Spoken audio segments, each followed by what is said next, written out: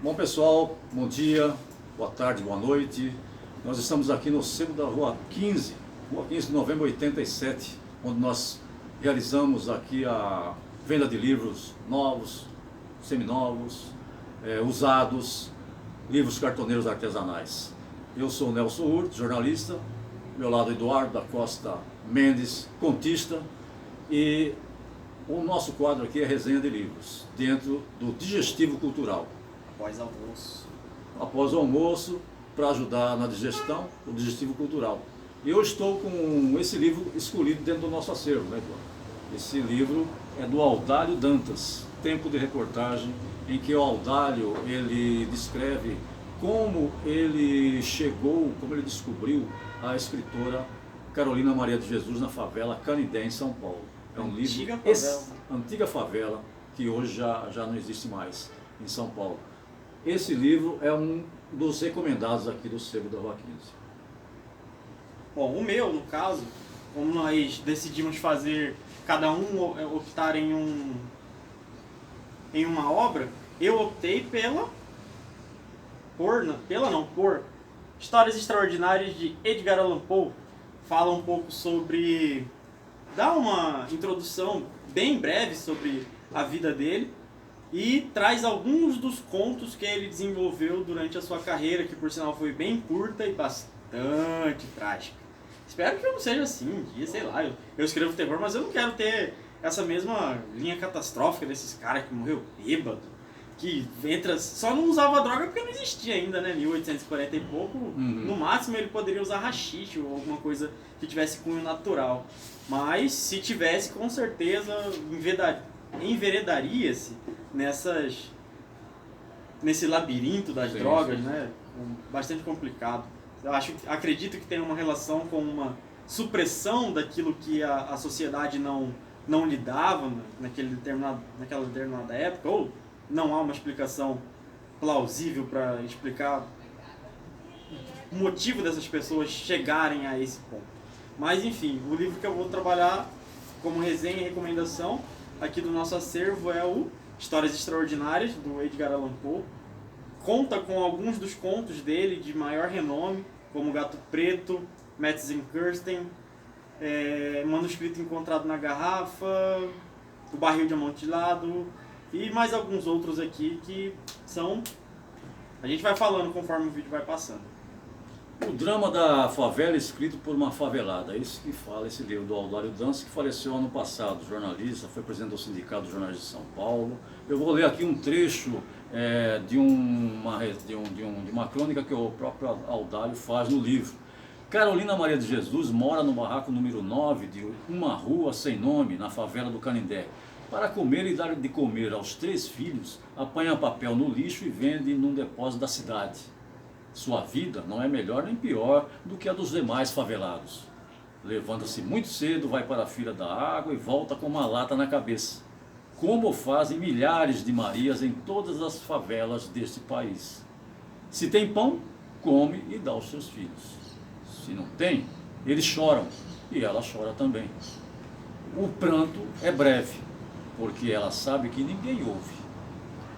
Não adianta nada. Que realidade, hein?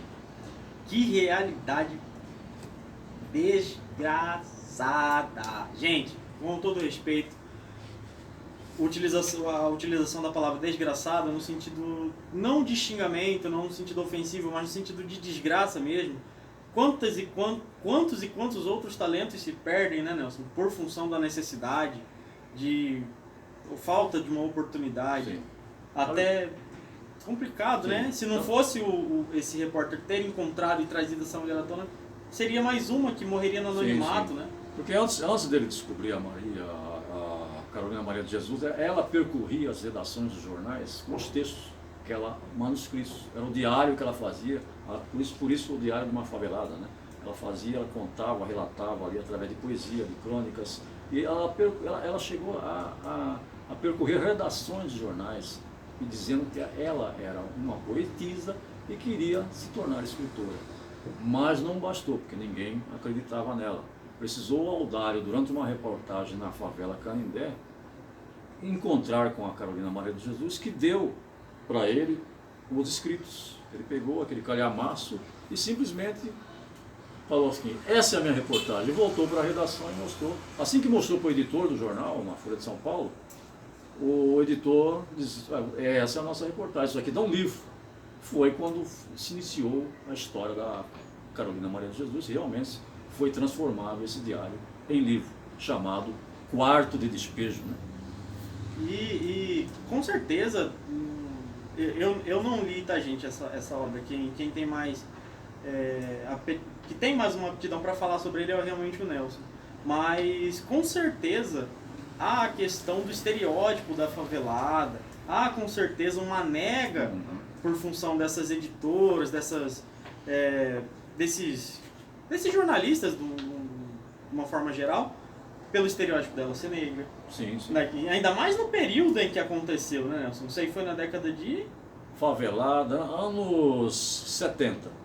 Nos anos 70, estamos aí falando em plena ditadura militar. Gente, se hoje em dia há essa questão do racismo muito vigoroso, há esse preconceito canalíssimo em relação a pessoas de periferia, de comunidade, vai dizer nos anos 70. Vamos colocar aí 30 anos atrás? 40 anos atrás? 40, quase 50 anos. Gente, imagina o que essa mulher viveu. E ainda tem o estereótipo de ser mulher. Ser mulher, que hoje em dia favelada, há também. Negra, pobre, né? Tudo. Tem uma poesia da Carolina Maria de Jesus que diz o seguinte: não digam que eu fui rebotalho, que vivi à margem da vida. Digam que eu procurava trabalho, mas fui sempre preterida. Digam ao meu povo brasileiro que o meu sonho era ser escritora, mas eu não tenho dinheiro para pagar uma editora. Pedido de socorro, né, cara? Quantos e quantos não viveram a mesma experiência da Carolina Maria de Jesus? Eu vivo isso. Sem dinheiro para pagar uma editora. E daí surgem os planos B, as alternativas, né? Vamos fazer aqui, não temos dinheiro para pagar a editora. Fazemos aqui. Fazemos o nosso e vamos resolver, vamos ficar milionário com isso também. Inclusive, curte, compartilha para todo mundo ver que a gente está resolvendo. Livros artesanais. Esse que o Eduardo mostrou aí acaba de ser lançado aqui no Cerro da Rua 15. Nem uma semana.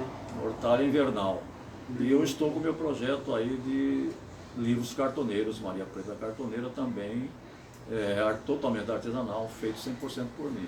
É uma alternativa, quando você não pode pagar uma editora. E você que tem seu escrito aí, tem a sua poesia, a sua produção, traga aqui para a gente fazer uma avaliação e transformar em livro.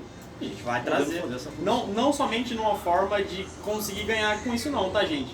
Tem relação com fazer com que você exponha o seu trabalho, tá? Valorize aquilo que você faz, porque se você não o fizer, ninguém fará por você. Não há ninguém disposto a viver o seu sonho. O seu sonho só pode ser vivido por você, tá bom? O mundo faz o possível para nos apequenar, já diria o filósofo Spinoza. Mas cabe a nós a potência de agir, a vontade, a iniciativa, né? Potência. Mesmo que você faça um número do seu livro, pronto, está feito o livro. Se você quiser 10, faça 10. Não precisa ficar preocupado com grandes tiragens. Faça artesanalmente. Pronto.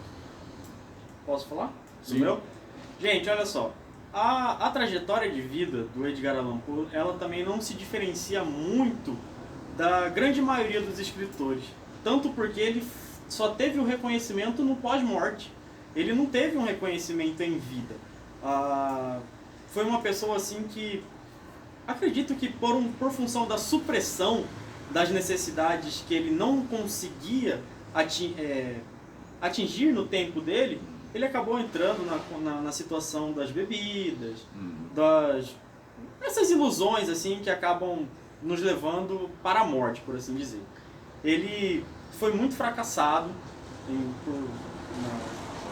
na trajetória literária, na carreira literária dele. Ele foi jornalista também, trabalhou em algumas edições. Na época isso, né? Ele foi avaliado como um fracasso. Exatamente. Quando ele começou a escrever. Né? Isso, ele ganhou um prêmio, se eu não me... foi $50, estava mencionando? $50. $50 em 1800 e pouco, com certeza era um valor substancialmente relevante, já havia um potencial, tipo, eu ganhei $50, eu tinha a possibilidade de comprar coisas, eu tinha construir algo, um patrimônio a partir daqueles $50. Mas por função do trabalho dele não ter essa visão que nós temos dela hoje, ele não foi para frente e foi cada vez mais caindo. Se nós colocarmos em consideração, tipo, tudo bem, ele é um autor norte-americano e a difusão do trabalho dele, com certeza, é muito maior do que a difusão de um trabalho meu, ou de alguma pessoa que é sul-americana, ou de alguma outra nacionalidade. Mas ainda assim, ele tem simplesmente o poema mais conhecido e lido da história da humanidade, que é O Corvo.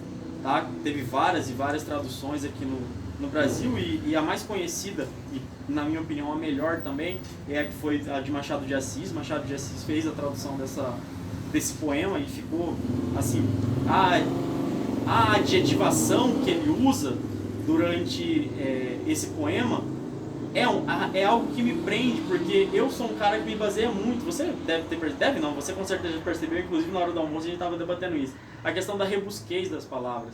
Tipo, eu utilizo muito desse linguajar, até um tanto arcaico lá de trás, porque é muito bonito, entendeu? Então eu gosto de colocar, eu sou muito atraído pelas obras de Edgar Allan Poe, pelos contos dele, mas infelizmente não é alguém a quem eu me espelho como uma figura, porque eu quero ser reconhecido em vida, não em morte. E também eu não quero ficar um drogado, alcoólatra por aí não, eu quero ser um cara legal, um cara que serve de exemplo para as pessoas.